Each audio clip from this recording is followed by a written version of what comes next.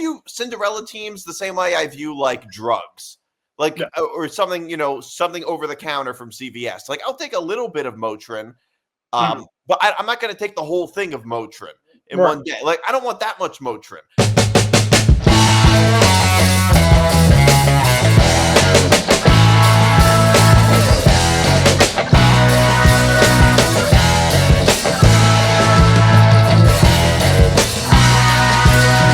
Hey, what's up, everybody? I'm Nick DiMartino. That's Ben Kruse, and this is another episode of Moving the Goalposts.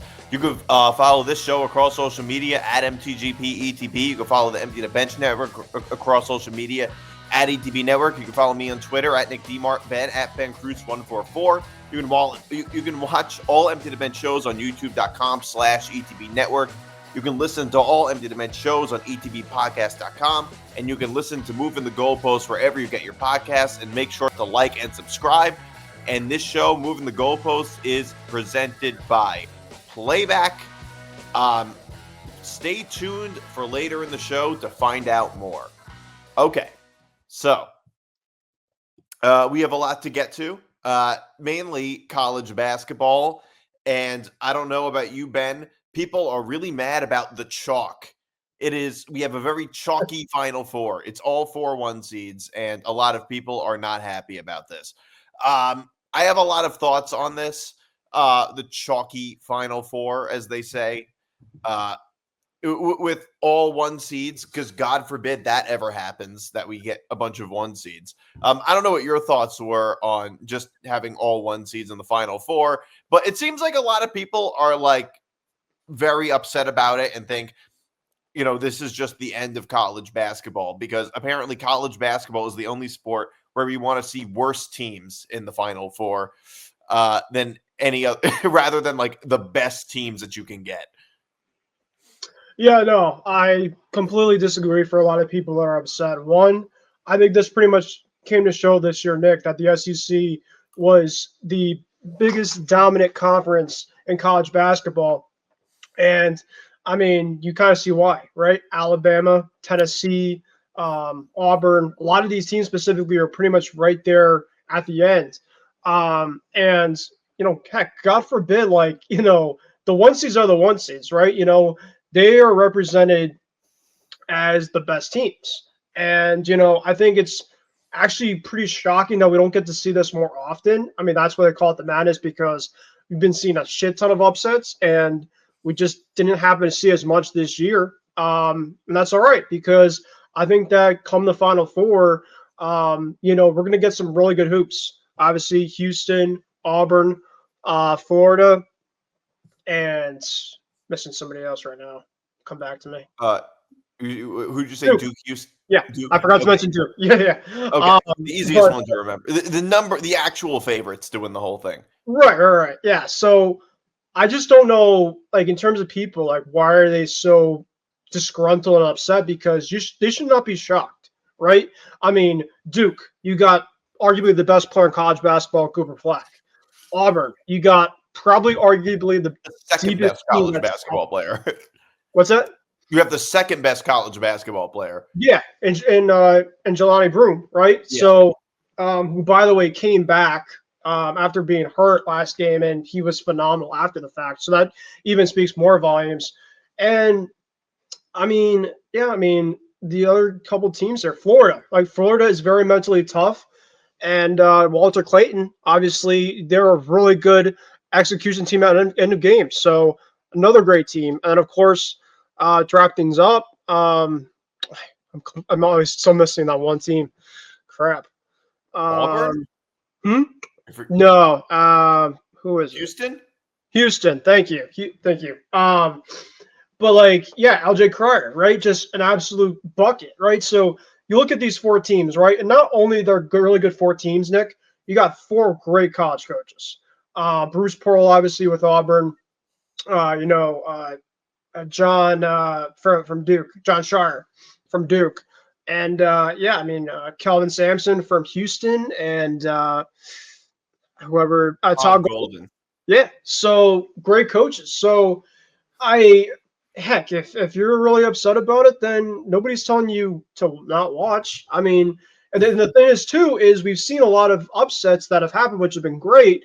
But then people complain that the Final Four, there's obviously that like 4 seed or like that 60 that's kind of the outlier type of team, and you just see an absolute blowout. So like it's two to tango, right? Like you can't have it both ways. Like it's either like you're gonna be okay with it, or I mean, the part of sports specifically, Nick, too, especially like a tournament, everybody's not gonna be always like on board with it. But like people shouldn't look at this Final Four and be like, oh my god, like the Final Four teams right here, like this is shocking. No, it's legitimately the best Final Four teams that are in there: Duke, Auburn, Houston, and Florida. Like it should not shock anyone. Yeah, well, I was thinking like a lot of people are going in a lot of different directions with this. One of them is that like college basketball, and this is not even so much an argument; it's just more of an observation that like it's the only sport where people are like looking, or at least where people say they want to see like teams that aren't as good making it to the finals. I mean, first of all, when you look at like I don't, and I said this on the last podcast that I like Cinderella teams, but like in doses. Like Yeah. I like it, like as I remember my friends said to me not long ago, you know who I'd like to see in the Final Four? 2 16 seeds, UNC and St. John's. I was just like, dude, that would be the worst rated Final Four ever. If you had like, like you know, you don't want to see that. Like, I view Cinderella teams the same way I view like drugs, like or something, you know, something over the counter from CVS. Like, I'll take a little bit of Motrin, but I'm not going to take the whole thing of Motrin in one day. Like, I don't want that much Motrin. Like, that's how I feel about Cinderella teams. I want a little bit of Cinderella, not that much Cinderella. And I enjoy the stories. Like, I thought it was great when Florida Atlantic made the Final Four. But it is also, you'd also be lying to yourself, because I think that people say one thing but actually believe another, the public, and not all individuals, but like the public often says one thing but does another. It's why I think happiness polls are stupid. You know what I mean? Like people like judge happiness from like different decades. It's like, well, that doesn't work very well. It's too individualized. It's the same thing with like like people claim that they love the Cinderella teams.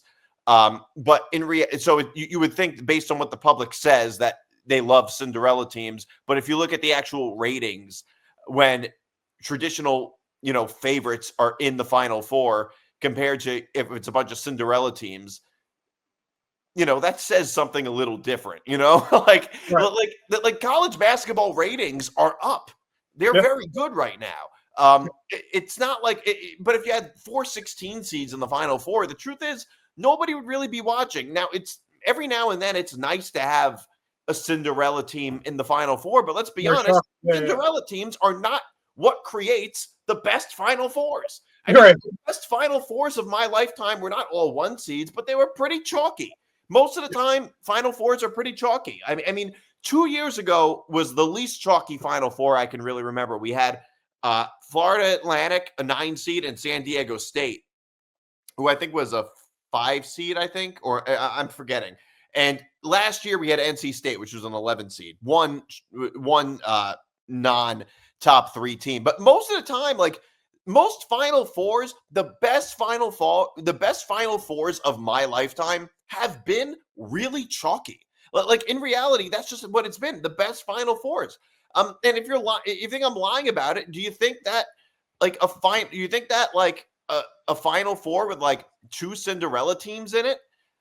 You think a national championship with two Cinderella teams, you have like with Florida Atlantic and Alabama State, you think that's going to be like a really good championship? No, it will objectively be the worst rated. It would be like one of the worst rated finals that we've ever had if we had like 2 Cinderella teams in the Final Four. By the way, proof of this, by the way, with the whole Cinderella thing is how about college football this year? How did that work out with Boise State, Indiana, and SMU? Like it turns, I understand it's a different sport, but like it turns out that like people like say they like Cinderella teams more than they really do. And we all know, everybody knows that Cinderella teams do not make the best games. They don't create the best games because usually eventually Cinderella teams crash and burn.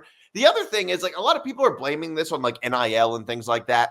I don't think NIL is bad for the sport. The other thing is that like the last time think about this for a second. we're only a couple of years in with the whole NIL thing. And there is a little bit of a difference between correlation and causation. Like it's one of the first years. We're still in the very beginning of NIL, and then we see a very chalky Final Four and a very chalky Elite Eight, and people are like, "Oh my God!" In the Elite Eight, it was all 1 through 3 in the Elite Eight, and of course, the only top 8, the only 2 seed that didn't make the Elite Eight, of course, was St. John's, and you know we had a very chalky Elite Eight, and people are blaming that on NIL, but it's like. This is NIL's this is the 4th tournament with NIL, if I'm not mistaken. 2021 was when they made the ruling, so this is the 4th one.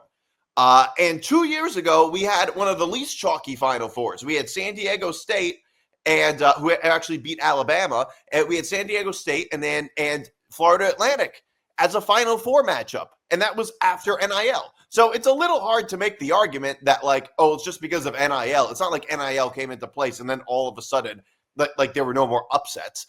And just because there weren't a lot of upsets this year doesn't mean we're never going to have upsets again. I mean, a lot of things could have gone differently that almost did happen, but didn't, like UConn almost beating Florida.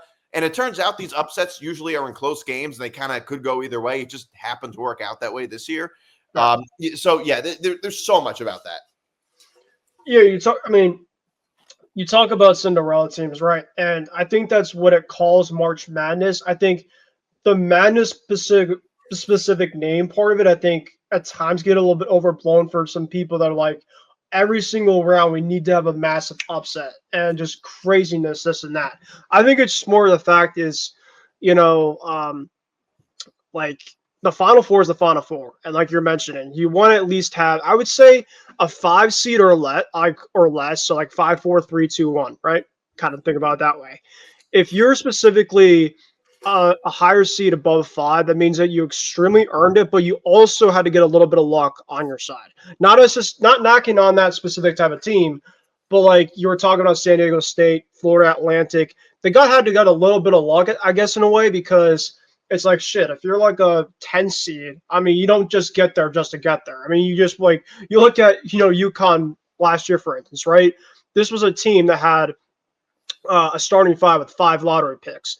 Stephon Castle, Cam Spencer, Donovan Clayton, Tristan Newton. I mean, like, you don't get that very often, but like, I knew for a fact specifically kind of like coming into that tournament that like they were just different. And it's like them and like, Alabama, who obviously was in the Final Four last year with the Mark Sears, who of course was in this year. Like, that's the type of games that you live for, right? Like the Cinderella type of teams and the upsets are obviously great, but it's like when you talk about like games down the line, down, 3-point game, like you're probably not going to see that with a bunch of 15 seeds against like a 2 seed in the Final Four. Unfortunately, no offense to that 15 seed, unless that 2 seed might have an injury or they just completed an off game, right? So I think we're going to talk about the games very shortly, but like we have 4 1 seeds getting added. Like I'm not expecting any of these type of games personally that are going to be blowouts. I think that both are going to be really, really good games, and this is the Final Four is the Final Four, and that specifically you have the best in there, and you have the best for a reason. Yeah, I mean, and by the way, there is no doubt that the NIL dramatically changes the landscape of the sport. I mean, if you look at like Nick Saban getting up and leaving and Jay Wright leaving Villanova, a lot of that had to do with NIL, and it had to do with the fact that those are coaches that A, didn't want to, and B, didn't need to adjust to NIL, which is why they ended up leaving. So things like that, it definitely does change on some level, but it is like some of the reactions to this are just so overblown. Like we're never going to see upsets again, or we're never going to see anything but all 1 seeds in the Final Four ever again, because it happened to happen this year. The last time this happened was 2008. So if you were to tell me that every 15 to 20 years we get all 1 seeds in the Final Four, college basketball, March Madness, it's still all pretty much in good shape. And by the way, even if you do get all 1 seeds in the Final Four, it doesn't mean there can't be a bunch of massive upsets in previous rounds. You can still get a whole bunch of underdogs in, even if you do get 4 1 seeds. But if you were to tell me every 15 to 20 years, you're going to get like 4 1 seeds in the Final Four. Fine. Like in a weird way, that's almost like a Cinderella story in and of itself because it hardly ever happens. This is like a new thing. Like it's so like not Cinderella. It's so chalky that it's gone full circle and now is like a Cinderella story. And like it's just like think about this for a second. It just doesn't make any sense because throughout the whole regular season, when it comes to watching college basketball, if you watch college basketball, well, would you rather watch like a team like Duke, Houston, Florida, or Auburn, or one of the best teams, or would you rather watch like a mid-major team? Morris. Yeah, what's that? Robert Morris. Yeah, would you rather watch Robert Morris or Stephen F. Austin or VCU? It's like the only people watching those games are mostly just degenerate gamblers. Like those are the people watching those games. And like that's and as a sports fan, I don't know how you can have the attitude of, oh, this is such a boring year in college basketball just because there's no there isn't really a Cinderella story this year, which by the way, there's not always a Cinderella story. That's why it's called a Cinderella story. It doesn't usually happen. Like that's the whole point. Like that's why it's a big deal. There's a Cinderella story all the time. It wouldn't be that big of a deal. But to say that we have like, oh, this year is so boring when you have when we have ahead of us potentially historic matchups. It's like we have Cooper Flagg at Duke, who is he is an 18-year-old, one of the best Duke players of all time, who is going to clearly be the number 1 pick in the draft. We have Houston, which is a historically great defensive team. We have Florida, who has so many great offensive players. We have Auburn, who has probably the second best player in college basketball, the best front court we've seen, the best front court in college basketball, and one of the best coaches who, by the way, still has not won anything. None of these coaches, actually, by the way, none of the coaches that are in the Final Four have won a national championship. So now, and you're all with historically great teams, and you're just sitting here whining and complaining about it when we could end up having some really great games ahead of us. Would you rather watch Florida Atlantic or something like that? Would you rather watch Robert Morris, VCU, like one of these teams? Would you rather watch all of those teams? Like, I don't know. The basic fact is, like, you don't. Unless you're a fan of one of those teams, you don't. Like, the Cinderella story is mostly geared towards, like, not geared, but, like, it's very appealing to people who are at the very best casual fans. Or might tune in during March Madness, but don't follow it throughout most of the year because it's a good story. But that's not really the best thing for people like us who are like actual fans. You know, like that's not how it is. For like the best Final Fours of my life were pretty chalky. The best Final Fours of my life. The best Final Fours of my life. I think of the 2015 Final Four where we had 3 1 seeds and a 7 seed. 2016, 2 1 seeds, 2 2 seeds, 1 1 seed, and 1 10 seed, which was Syracuse. And, you know, it's mostly like if you look at the best Final Fours, it's mostly 3 seeded teams that are like 1 through 3 at the very most, at the very lowest, and then maybe one team outside of the top that is not a 1 through 3 seed. That's usually how it is. So to me, it's just like it's just ridiculous to have the attitude of college basketball is not in a good position because, oh, you mean we get a bunch of great teams in the Final Four? Exactly. Yeah. And you were talking about Cinderella type of teams. It makes it, at least for the casual fans, more frustrating. The fact of like, oh, like now it took like 15 years specifically that we haven't got a number 1 seed. You should honestly be like looking at yourself. 17 years. Even crazier, right? You know, that it's even taken that long. The fact that like every single year we haven't had more of these.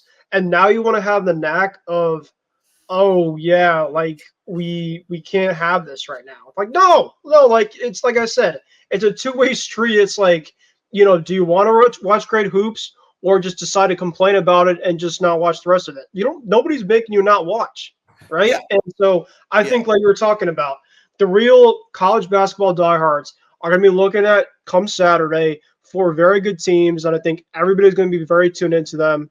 And I think everybody's going to be very excited. I think that these four teams that are here for a reason. They 100% deserve it. There was no like cheating or like no knock at anything about this, right? So, yeah, I just if they want to complain about it, sure, but it's like you're complaining for the wrong reason. Well, I'm yeah. saying, Well, it's like who would you rather see? And it would be like who would you rather see in the Western Conference Finals? You want to see like Oklahoma City and the Lakers, or do you want to see like the Kings and maybe and the Clippers or something like that? Like who do you want to see? Or actually a better example, or in like the Eastern Conference Finals, you want to see like do you want to see like a Bulls Hawks series, or do you want to see like or do you want to see like Cavs Celtics? Like what do you think would create better ratings? Like like in every other sport, people kind of seem to understand this because in every other sport, Cinderella runs are still far less common than they are in college basketball.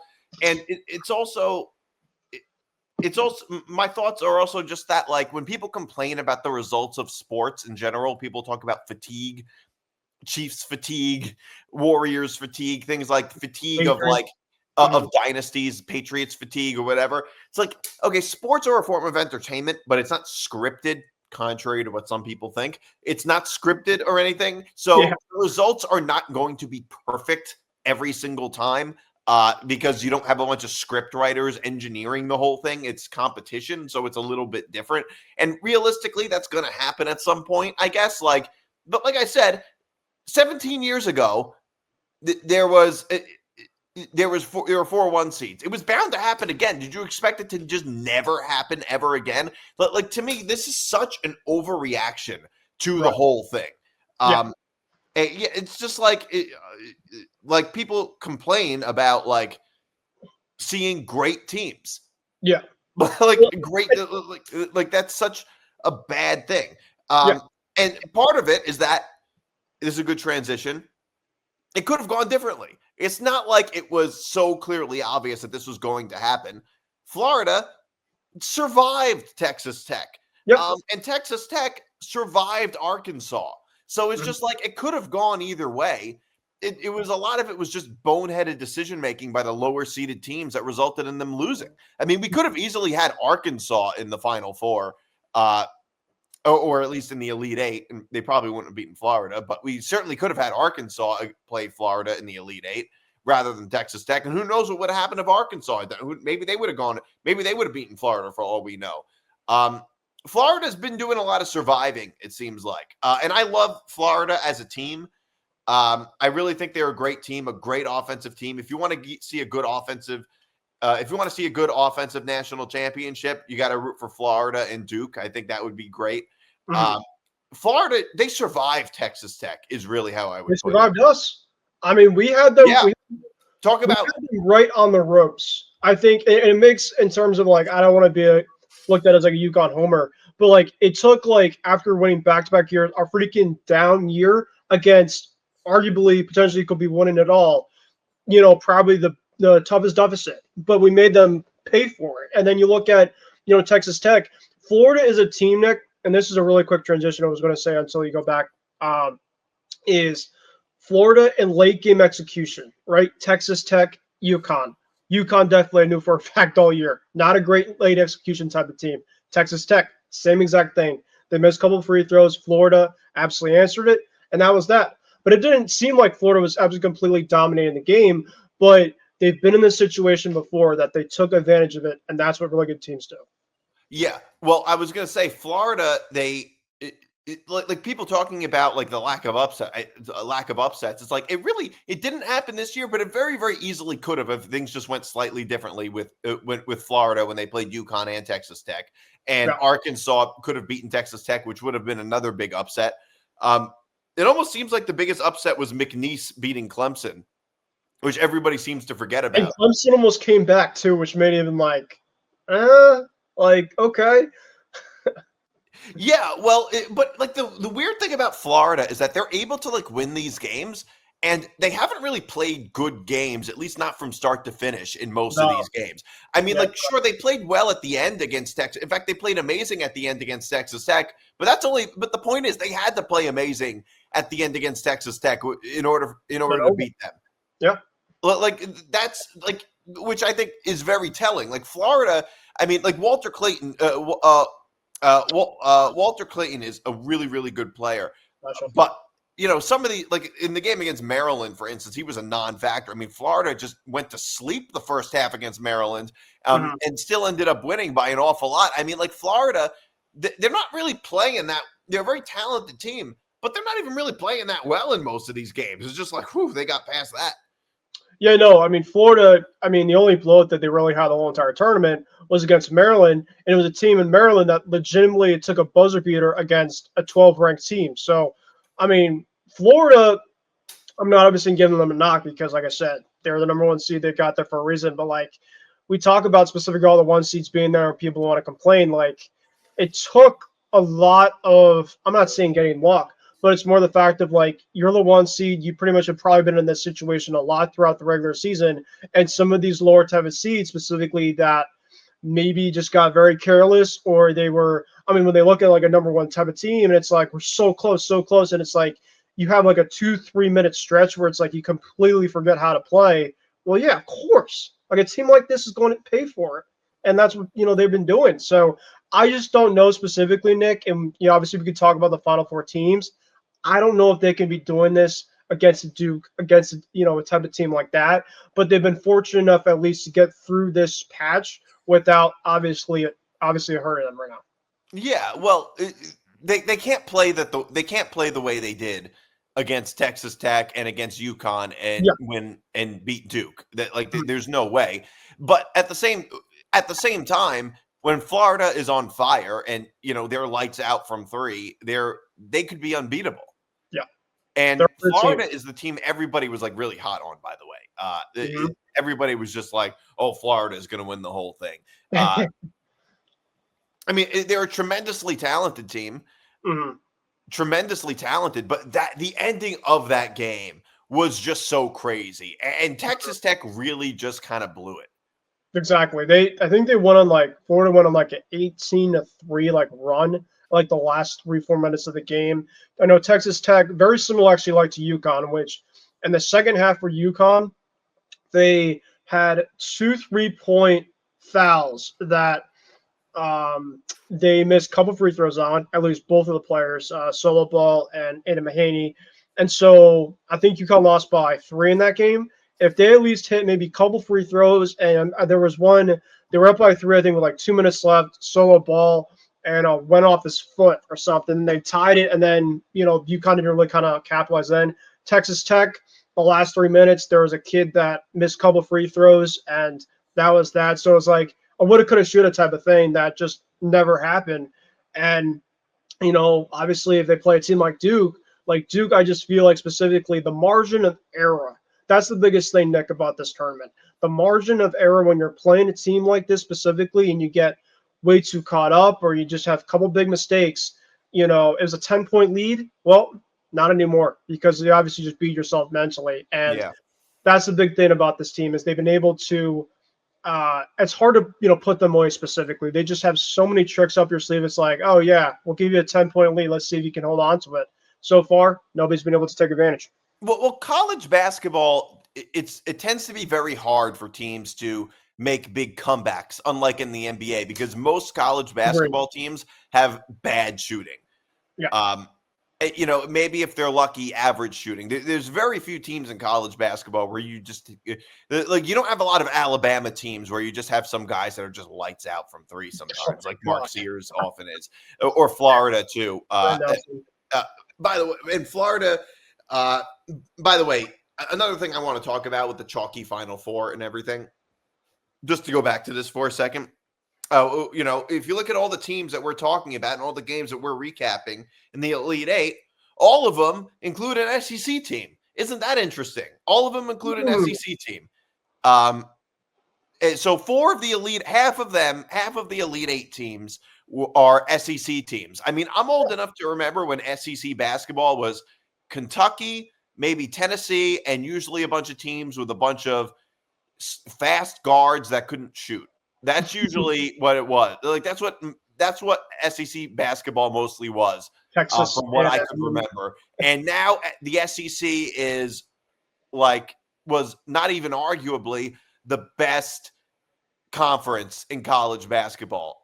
And I think that says, and I understand like that in a way is, in some senses, like a Cinderella story, in a sense. Like the fact that college basketball is now relevant in the South, in the Southeast, way more relevant than it was previously. I mean, that's college football country. The SEC, that's a college football conference traditionally. And the fact that like it's relevant in New York again. St. John's, which is a storied program, which hasn't been good in decades, really. I mean, the last time they made the tournament was before this year was 10 years ago. The team with Rashid Jordan and Chris Obekba and Sir Dominic Pointer, and they were a bubble team. They barely made it that year. I mean, to me, people can talk about things that make college basketball interesting, and people often make it seem like the only thing that can make college basketball interesting is having like Cinderella teams in the Final Four, like 16 seeds in the Final Four, which would apparently be like the most interesting season, the best we've ever seen in college basketball. But really, there's a whole bunch of other ways it can be interesting. And one of those things is being relevant in New York again, or being relevant in the Southeast region of the country, in SEC country, for the first time, like, ever. like, isn't that another really big thing? And like, what is the biggest thorn in the side of college football? Is that nobody in the New York or Boston area, Boston or Philly markets care about it. Like, that's the problem. You know what I mean? Like if college basketball was as popular as the NFL in New York and Boston, it would be bigger than the NFL nationally. So I just wanted to point that out. No, like completely right. My dad has a buddy that he's very close with that has Alabama season tickets, and my dad, it was LSU, and I don't want to get too sidetracked here, but it was LSU and Alabama game that my dad got to go to. Obviously, Leonard Fournette, the year Leonard Fournette, LSU, Derrick Henry, Jalen Hurts with Alabama. And my dad he was just telling me about like all these stories of like how pretty much down there, that's pretty much their NFL down there. Like that's pretty much what they treat it like it's freaking king. And the fact that you were talking about kind of going back to this with college basketball, it just didn't feel like specifically it was really getting there, kind of at least as much as should be. In terms of the Northeast region, Big East obviously was doing a lot better. And a couple other conferences, but to see the SEC, which is one of the most dominant conferences out there, to finally kind of get back on the map this year for college basketball, I think it's just a really cool thing to say. Yeah. So just Florida, just a very talented team, and they're just sleepwalking through the first half of a lot of these games. I still couldn't believe that Florida ended up coming back and winning. So in other words, a lot of these upsets could have happened. They just didn't. No, which is why it's kind of absurd to say that, oh, it's never going to happen again. To think that, oh, it's never going to happen again. This is just set forever. Like, it's not even remotely rational to think that. It would be like if you don't sleep well one night thinking, I'm never going to sleep well again for the rest of my life. Or if you have like a bad burger one day, that's it. Burgers are over. I'm never going to have a good burger ever again. Like, that's how ridiculously stupid this sounds. Yeah. Another game, okay, I'll admit, this was not very exciting. Houston destroyed Tennessee. I'm sure. A lot worse than I thought. And Houston is I picked in my bracket as the winner. Mm. As the winner of the whole thing. By the way, if you want to talk about almost upsets, it almost happened to Houston against Purdue. Gonzaga too. What's that? Gonzaga too. And Gonzaga. Gonzaga was right there in the Elite Eight. Yeah, Gonzaga was right there. Gonzaga and Purdue also almost beat Houston. Apparently, I don't know if this is true or not, but I heard that like LJ Cryer actually had the flu in these games. If he had the flu, this is like the flu game. I mean, LJ Cryer is one of the best knockdown shooters that are out there this all season. And if he's playing with like a flu right now, I mean, shit, he's completely playing like he doesn't have it. Because it makes sense when you look at how badly he played against Purdue. Mm-hmm. So I think that actually makes a little bit of sense if he was playing, because he was playing so bad Yeah. against Purdue. So maybe that's why. Yeah. And Houston didn't want it to get out, which they Right. likely were hiding it. Mhm. But I mean, yeah, this game right here, I was extremely shocked about. I mean, Tennessee, how many points? I'm trying to remember how many points Tennessee had 15 points a half. 15. Yeah. That's really, really hard to do. This specifically typically is a team that's really, really good offensively and defense. I mean, they're No, obviously one of I mean, they're not good offensively this year. They're well, really yeah. just good on defense. But I mean, they typically, at least the last couple of years, would have some guys that at least can shoot. I mean, 15 points is 15 points. No matter if you're a good offensive team or not. I mean, that's still.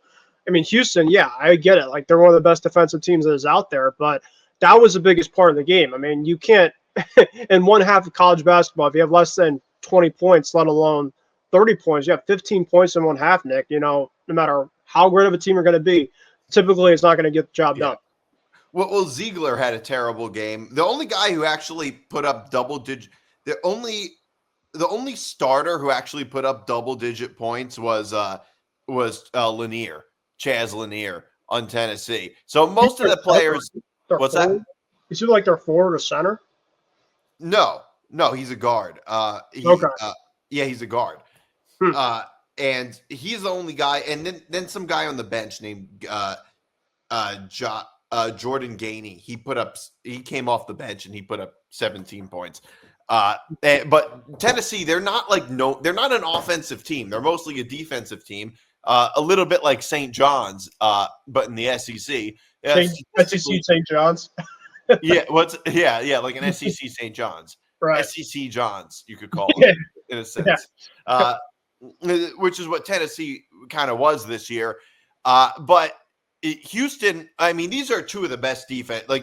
These are two of the best defenses in college basketball. It's why I took the under. But it was on top of Tennessee not really being much of an offensive team and Houston's historically great defense, which is why they ended up. Which is why Houston ended up winning by such a big margin.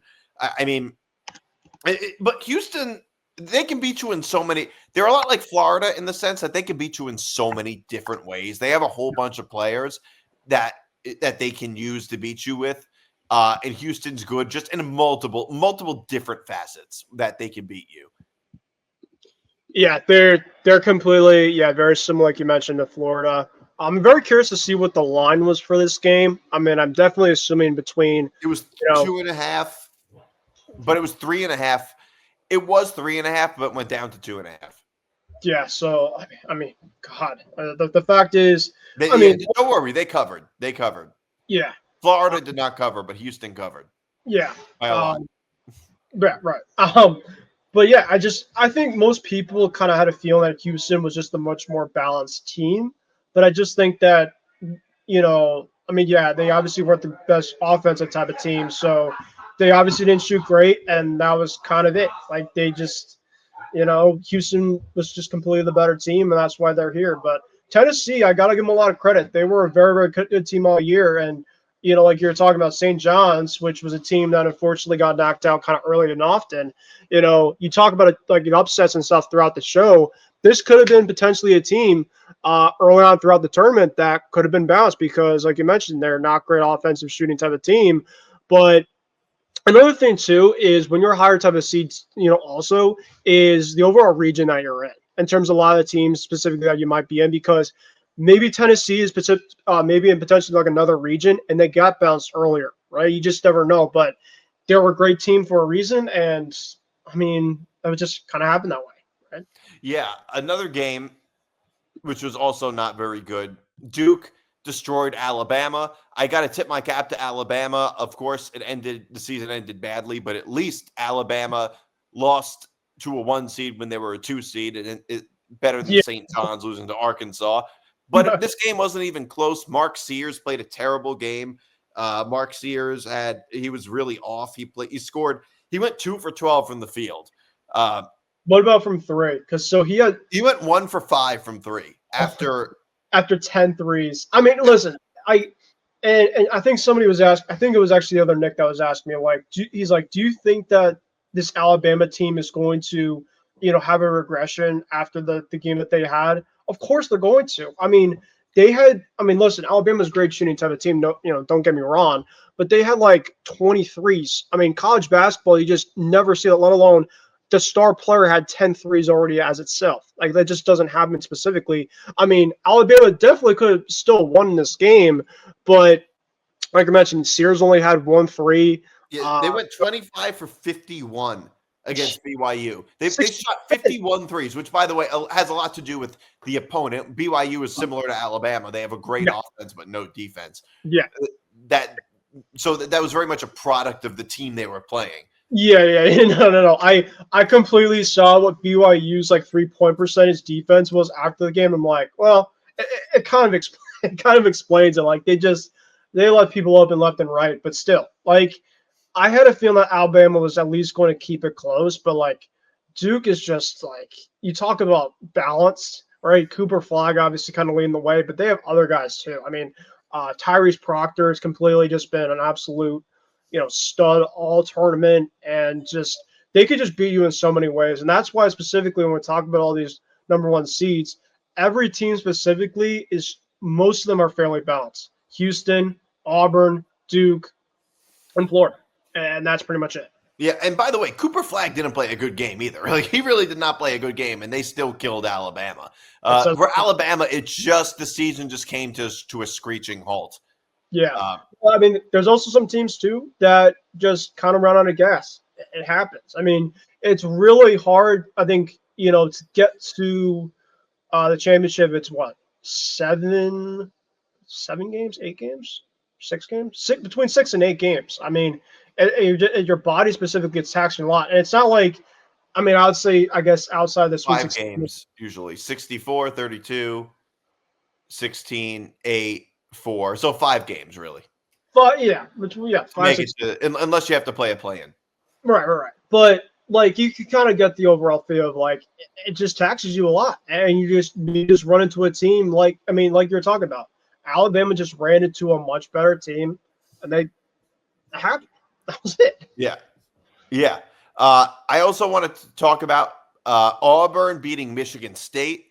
Yeah, Uh, Auburn is one of the. I think Auburn has one of the best. They have the best front court in college basketball. They have the second best player behind Cooper Flag, Janai Broom. And Michigan State was never really going to able to win this game, but they were able to cover the spread at halftime, which I actually bet. I had Auburn minus the 5.5, but then I hedged it with Michigan State plus the 8.5. And Michigan State is not a very good 3-point shooting team. Although somehow towards the end of the game and like garbage time when it didn't count anymore, Yeah. Michigan State was able to. They became like the Warriors when it didn't even matter anymore. No, it figures. No, I kept looking at the end of that score, and Jace Richardson and the other backcourt guy, the lefty, who's actually a pretty good player. He's a pretty decent shooter. Like Auburn, we could talk about a couple teams. Auburn had a couple games where it was like, at least earlier on in the tournament, I remember, I think it was Alabama State that was like 2-3 points at halftime against them in the first game. It was an unimpressive performance. It was an underwhelming performance by them. Yeah, and everybody's like, oh my god, like is Auburn actually gonna like? And I'm just like, well, like I mean, you're gonna have a lot of these type of games, specifically from some of these type of teams, aren't always gonna be blowouts. It's just not gonna be meant to be that overall way. But you just like you were talking about, Auburn has the best front court, and Petford, the backcourt player that they have. I mean, this guy's an absolute late game. We talk about late game execution, Nick. Guy specifically that can just hit big time shots. And that's why I think we're going to be in a great Final Four is not only you got great coaches, you got great balance offensively and defensively, but down in late crunch time, there's so many guys specifically that I can look out of the 4 teams with players that can make big time shots. Yeah, which is what makes all of these upcoming games so, I don't know, anticipating is how I would put it. Yeah. Moving the goalposts is presented by Playback. Watching sports is more fun with others, but we spend too much time watching alone. Playback is a virtual space where communities can stream live sports together with everyone perfectly synced up. Creators can hop on stage, deliver their own play-by-play analysis and commentary, and invite viewers up for Q&A. Playback makes watching sports fully interactive and a social experience. From playing fantasy sports, rubbing your favorite players and teams, and watching with the commentators and communities you care about. We're going to lose sports are best enjoyed together. Join our community by going to playback.tv/ETB network to find out more, including our live stream schedule. And now back to the show. Russell Wilson signed with the Giants since we last recorded the show for $21.5 million. I think like $10 million guaranteed. To me, this is a really good move by the Giants. They got Russell Wilson for dirt cheap. $21 million for a quarterback at Russell Wilson's caliber is dirt cheap. And I understand he's not as good as he once was. That doesn't mean he's not a good stopgap measure. I think this looked a lot like Brian Dable and Joe Shane trying to save their jobs. It seems like. I don't think it changes much. And by having Jameis Winston and Russell Wilson as your quarterbacks was probably the best case scenario for the Giants. Now, they're probably not a playoff team. They're still in a really tough division. And it's unlikely the Cowboys are going to be in the same position next year that they were this past season. But, maybe you hope that Jaden Daniels and the Commanders have like a sophomore slump or something like that. You never know.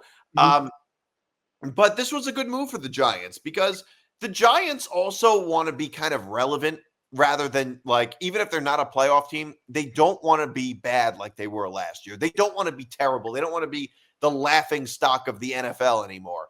And Russell Wilson kind of prevents that from happening. And, you can talk about Russell Wilson not being great anymore, which is true. He had kind of a resurgence with Pittsburgh last year. Yeah. And they were able to get him for not only not a lot of money, but for no time commitment. 1 year. That's it. No, I like this move a lot by the Giants. The Giants, I think, are going a very similar Steeler-like from last year. And it's in the fact of like, they don't really have their long-term quarterback, but they're bringing up with some couple bridge guys. I mean, Jameis Winston, he is now at this point of his career a bridge guy that, look at Cleveland right now. Cleveland obviously is going more likely than not going to take a quarterback high in the draft. But Cleveland, at least for a little while the last couple of years, needed to have a stop type of guy. Jameis Winston is a perfect stop and gap quarterback. Russell Wilson, like you talked about, he might not be prime Russell Wilson from Seattle, but he's still very versatile, right? He's still like a guy specifically you could bring into the room. And I think that not only you got two of these guys in, but you got two guys specifically that I think could bring some leadership to a Giants team specifically that I think kind of was lost a little bit the last couple of years, especially for more of a younger type of team. And I also still would not rule out potentially them drafting another quarterback in the draft. I know it's very, very slim, I'd say at this point in time, but Schefter did say even if they got Russell Wilson, that it might not preclude them out from potentially drafting a quarterback and maybe having that veteran be able to teach. Russell Wilson and Jameis Winston, two guys that are veteran bridge quarterbacks, to teach specifically that quarterback. Or maybe the Giants maybe go later on in the draft and get a quarterback like Kyle McCord again. I don't know. Kind of somebody like that where he's a project, but for a fact that he has ability, right? Well, I don't know if I want my young quarterback learning from Jameis Winston. No. Listen, he'll teach him how to steal crab legs. Yeah, but like you kind of understand the point of like the veteran teaching the kid, right? It's not specifically like they specifically should be the guys to teach them, but they're probably trying to go with that overall mindset with the Giants. So like you said, the Giants are trying to be relevant. It's actually giving me very Jameis Winston Buccaneer vibes in a way of like, if you're not going to be great and you're going to be kind of like average, at least be kind of like, fun and exciting. I don't know how that's going to be, but like competitive. I guess is the word, because the Giants, at least without a quarterback the last couple of years, was just not competitive. Like they were awful, specifically offensively. Their offensive line was absolutely atrocious. And you put a guy like, no offense to Tommy DeVito, I know a lot of people are on a DeVito type of train, but the guy's just not a good quarterback. And he's just not, Russell Wilson and Jameis Winston are two guys in specifically that, I'm not saying that they're like prime Aaron Rodgers, Tom Brady, like specifically type of quarterback room, but like it completely changes the quarterback room with two guys specifically that have been there, done that. And the Giants just haven't had that in a while. Yeah. Well, people are like talking about them mentoring like the young quarterback. I don't know how much that has anything to do with it, really, especially Jameis Winston. I Right, don't. right. No, Jameis Winston's not the best guy to teach quarterbacks, because it hasn't really worked out well for him. I mean, he's around, so it could have been. He could have ended up like Josh Rosen. I guess it could have been worse. But he's a backup. Whatever. Russell Wilson. Yeah. All right, maybe that's a little different. I mean, he's really corny, I would say. But I don't think that's the reason why they brought them in. I think it was more so that they could actually play. And to me, the Giants. I mean, you were talking about how Adam Schefter was saying that this doesn't mean that the Giants don't want to draft a quarterback. I mean, I don't care. I don't think that because Adam Schefter says it. I think that's just I mean, common sense. I think it's just common sense that the Giants signing Russell Wilson to a 1-year deal and Jameis Winston to Jameis Winston to what, a 2-year deal was it? I think it was 2, yeah. Yeah, a 2-year deal means nothing. Right. I mean, of course that means nothing. Like, it doesn't. Russell Wilson is not the future of the Giants. He's likely only going to be here for 1 season. What I think the Giants feel about Shedeur Sanders is that they're willing to draft him, but they're not willing to sacrifice for him. Crazy for him. Agreed. Right. They're not willing to really take any big risk. They're just going to be like, hey, if he's there, we'll try and take him, and that's just that. That seems to be the mindset the Giants have with Shedeur Sanders, and Russell Wilson and Jameis Winston being on the roster don't change that. It's like they think maybe Shedeur Sanders is going to be good, but maybe he won't be. That seems to be their idea, and they kind of want to have their cake and eat it too, it seems like. Yeah, and I also think too is they kind of look at the quarterback room this year, and not that they're saying it's overrated, but I think that the quarterbacks in this class aren't I mean, you could say that for almost every year, but they're not slam dunks per se, right? Right. I think that getting a guy like Russell Wilson, of course, has run a Super Bowl, and one of the biggest reasons too why Russell Wilson chose the Giants was because he won a Super Bowl, frankly enough, at MetLife. So there is obviously some not only ties in for the Giants to need a quarterback, but Russell Wilson apparently clearly wanted to be there. So that was another big thing too that made this obviously worked out. So it was kind of a perfect situation. Yeah. I also, and I think Shedeur Sanders, some people are not very big on Shedeur Sanders, and a lot of it has to do with his dad just not annoying a lot of people, I guess. The balls. Yeah. I will have to say, I watched him in college. He was a great college player. One thing you have to consider is now it is true that he played against Big 12 competition. In fairness, Cam Ward played against ACC competition, which really isn't so hot either. But okay, fine. He played against Big 12 defenses. You also have to consider the fact that he had a subpar offensive line and no run game and was still able to complete close to 75% of his passes. So it's just sort of you have to look at that too. He had no offensive line, no run game, and they were very, very and the offense was very reliant. They did have a lot of good receivers, but their offensive line was terrible. The run game was terrible at Colorado. So you have to take that into account also. It's not like he was playing at a school like Miami, like Cam Ward was, or playing at some powerhouse, Alabama, which has all the best recruits all around them. That's not USC guys often fit that description. Shedeur Sanders did not. I mean, this is a program that just 2 years ago was like the Chicago White Sox of college football. I mean, that's how bad they were. So you have to consider that also if you're a Giant fan and you're thinking about Shedeur Sanders. I want to talk about the Torpedo Bat controversy. So a lot of people are really up in arms about this Torpedo Bat. This actually, if you want to hear about the background of this Torpedo Bat, it was apparently created by a professor in physics. Yeah, it was a guy from MIT, I think. Yes, I think that was it. It was apparently created by a professor. By a professor by a physics professor, and which, by the way, okay, this is the guy's name, Aaron Leonhardt, or Leonard, the mastermind behind the Yankees Torpedo Bat. He earned a PhD from MIT, worked on a NASA-funded research team, physics professor at Michigan for 7 years, and then left academics to pursue baseball at the age of 40. He started at Dawson Community College in Montana before becoming a minor league coach for the Yankees. And then he got moved to the big league club and was responsible for bridging the gap between the analytics department and the players by translating complex analytical data into actionable insights. That's a tweet from Joe Pompolano.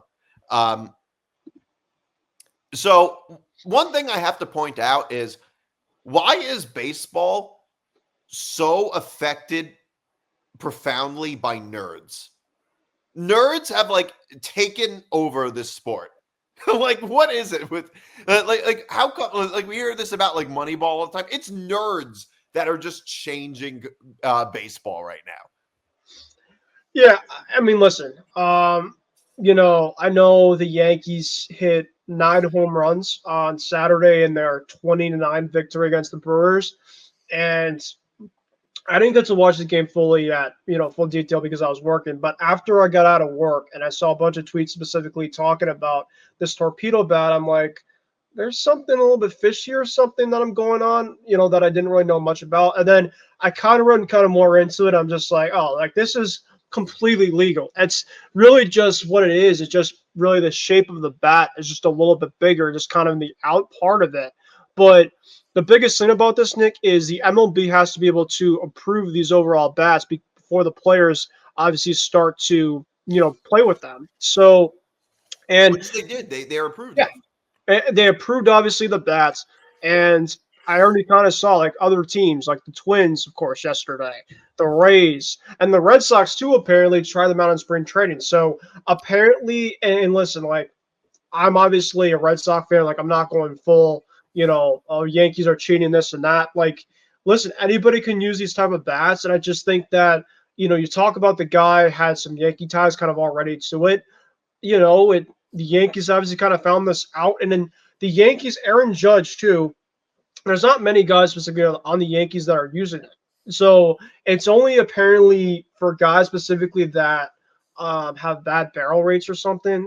I don't really know the overall purpose of It's it. some nerdy analytical thing. Yeah, apparently it kind of helps the ball go further, like with the overall barrel after you hit it, specifically kind of with the bigger part of the bat, and it's for specifically guys like Anthony Volpe and Jazz Chisholm, like Yeah, and we're who constantly getting jammed with pitches. yeah, and who knows too, like how long. And I was thinking about this. I don't know how many people are going to pretty much say it. Is how many, like how long is this going to be able to be successful for? Right? You know, I think now specifically that, you know, not a lot of people are kind of knowing about it. So, you know, a couple teams, I think people are like, all right, you know, we're gonna pitch to it, and you know, bat's a bat, right? But I think kind of if people and teams specifically are kind of using it more and more throughout the season, maybe it's not as effective. So we just don't know. I think the reason why it's such a big deal right now is because the Yankees hit like freaking 12, 14 home runs all entire weekend. And there's other fans that are on social media saying that they're cheating because they're using a bat that apparently is a lot bigger, when reality specifically is the MLB had to approve these bats. And what they're doing right now is completely legal, right? It's not just that, but like a lot of the home runs are not coming from players using the torpedo bats. Aaron Judge doesn't use a torpedo bat. Yeah, He they asked him. tried it and it didn't work for him. So it's good for specific players, which Mhm. is why the whole league isn't using it. Like if it were true that the torpedo bat was that much better for every single player, the whole league would be using the torpedo bat. Yeah. That's the reason why. And it's not illegal. The thing is, the torpedo bat is not illegal. You're allowed to play with that. It's completely within the rules. It's not changing the diameter of the bat. It's just shifting where it is. That's the only difference. It's a shift, basically, with the bat, which, by the way, I think banning the shift in baseball, really stupid. You should be allowed to put your fielders wherever you want to put your fielders. And it's if a player who is a professional athlete, who's a professional baseball player, can't change, you know, where he hits the ball, well, then too bad. Like, that's ridiculous. Like, I'm sorry, but it's ridiculous that, you know, whenever Jason Giambi went up to hit, it was a shift. Every team that they play, every team the Yankees played, I remember when Giambi was on the Yankees, there was a shift. It was always, the first baseman essentially playing right field every time Jason Giambi went up to bat. And it's like, you can't do that anymore. It's like, why? It's the whole thing is stupid. And I feel the same way with the torpedo bat. It's like, okay, it's within the rules. It's allowed. The MLB allowed it. And if it's really if it's so horrible, if it really makes it so much easier, why doesn't every team just use the torpedo bat? Why doesn't everybody use it? Like, oh no, it's good for specific players. That's it. What was one thing, Nick, and this reminds me a lot of this rule from last year that people I think absolutely hated, that I think people now are just like, okay, it's what it is. The pitch clock. Everybody, when they found out about the pitch clock, originally was just like, oh my God, like they had to completely change this game now. Like, I remember baseball was another way. I think for a little while early on, it was just like it had to kind of get used to in terms of like the 20 seconds or whatever. I don't even know at this point in time because I don't even care about it anymore. Like I'm fine with it. Yeah. And now it's like, okay, now you want to kind of have stuff about a bat. Like it's just, there's going to be people like we talked about and the thing before about people complaining about the Final Four teams being number ones. People are going to find a way to complain about something, in this type of situation too. It's like, unfortunately, it's not going to be two to tango in this case. But what they're doing right now is completely legal. The league obviously had to, approve it. And you're a Red Sox fan saying this, by the way, worth noting. Exactly. Yeah. I saw so many other fan bases. Obviously, Red Sox. I had some people. I think were just kind of trolling and saying what they want to say. But like, there's like Met fans, and obviously not like all Met fans and Philly fans, and there's like, oh, they're completely cheating this and that, and then you see like the Twins, of course, having it, and there's like, oh, so you're not going to get all that this type of blame or whatever. And there was actually a picture. I don't know if you saw the other part of this, torpedo stuff situation. Tyler McGill's brother had some comments about the torpedo bat, and apparently he said that the only reason why the Yankees didn't get possibly caught about this is because it's the Yankees. Like that's like what are you talking about? That's not true. And both of us are Yankee haters, me much more mildly than you. But it's just like, that is not true. In fact, it's the opposite. The only reason people are obsessing over this is because it's the Yankees. If it was any other team, if it was like a small market team, if this was the Kansas City Royals, nobody would care. The Twins. Right. But because it's the Yankees, people care about it because it was approved. That's the whole like, it's legal. It's fully legal. Now, Rob Manfred might end up backtracking and banning it, but there's no justification to do it other than the public outcry over it. Exactly. And I think another thing, too, is like the big market teams and, like you said, the Yankees, the Sox, the Mets, the Phillies, it was specifically kind of made by somebody within the Yankee ties. So it's like you kind of do some of your research, folks, before you kind of go fully, mentally break down and, go balls to the walls of like the complete cheating and this and that. Take a look kind of more into detail and kind of just understand specifically that it's just a little bit of a tweak specifically at the big part of the bat, and any other team can use this. That's the biggest thing. It's pretty much like Yankee Stadium with like the short porch. And listen, I love to obviously just get on Yankee fans to just say, oh, that's a Little League home run. But like, I look at the back of my mind and just like, the away team could hit the same type of home runs too. It's the same situation with a bat. Yeah. So I do want to talk about this. Mike Francesa, briefly. Mike Francesa is stunned that the Mets aren't playing on a Sunday. So, hold on. Let me pull up the audio. Here's the audio right here. The Mets off tomorrow? Why don't they have them in here? That's bizarre. It can't be off on a Sunday. It must be wrong. I got to double check that. Can they possibly be off on a Sunday? No. Is that possible? I guess so, huh? I didn't realize that. All right, well, the Yankees are playing the Brewers tomorrow. That's actually bizarre. Wow. Off on a Sunday? Is that really possible? Come on, double check that. See if that's actually true. Are they off on Sunday? I mean, I've never even heard of that. Who's off on a Sunday in baseball? Is there a reason that I'm missing why the Mets wouldn't be playing on Sunday? I didn't watch the game today, so I don't know if there's a something going on. But that is just highly unusual. Highly unusual. Mets are playing the Marlins on Monday. Astros are home against the Giants. Why would they not play on Sunday? It doesn't make any sense to me. But it sounds like that's the case. At least I looked in two places and they're not scheduled tomorrow. That's actually kind of odd. I can't remember that happening very often, but seems to be the case. All right. So he was just stunned that the Mets didn't play. Is that a thing that, like, baseball teams play every Sunday? It's not football. Right. And the funny part was, and this was actually kind of the first time kind of listening to this, is he just completely like repeated the same exact thing. Yeah.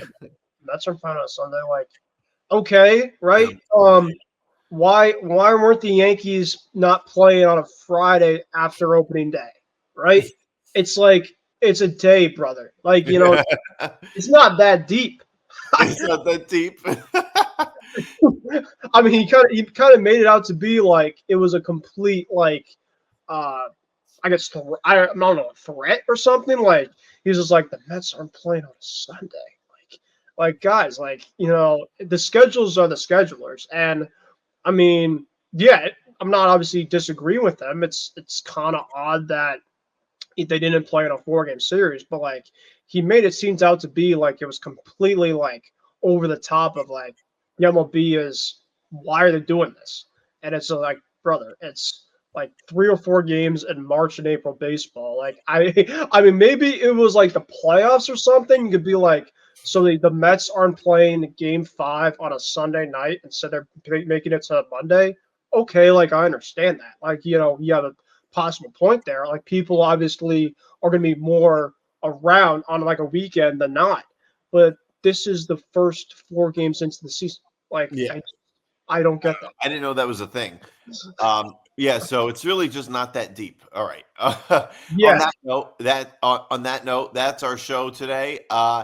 I'm Nick DiMartino. That's Ben Kruse. This is another episode of Moving the Goalposts. You can follow the show across social media at MTGPETB. You can follow the Empty the Bench Network across social media at ETB Network. You can follow me on Twitter at Nick DiMart. You can follow Ben at Ben Kruse 144. That's our show this week. I'll be back. See you guys next week.